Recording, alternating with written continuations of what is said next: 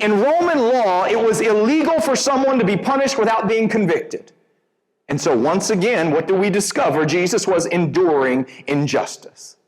But once again, Jesus was fulfilling the Scriptures. Isaiah chapter 50, verse 6, in prophecy of the Messiah said, I offered my back to those who beat me, my cheeks to those who pulled out my beard. I did not hide my face from mocking and spitting. So we need to hear this. The way that it's worded, and it's the Messiah speaking, he doesn't say that those who beat me, he says, I gave myself to be beaten. I gave my face to be beaten. I gave my beard to be pulled out. I gave my face to be spat upon. What Jesus is saying is, while they have a hand in it, I have given myself to it. And that's so important for us to understand, because we have to see the full length that Jesus went to for us.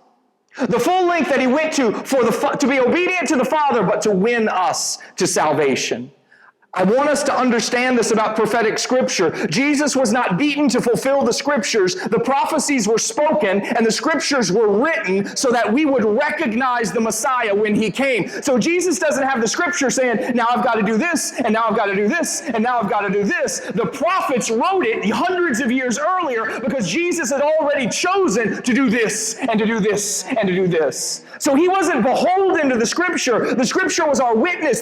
Scripture was our announcement. The scripture still is how we know that he is true and that he is faithful and that we recognize him when he's moving, because the word was written beforehand. That's why the scripture is so important, because it gives us a clear witness. Otherwise, we won't recognize him when he moves. And the reality is, if we neglect the scripture, we won't recognize him when he moves.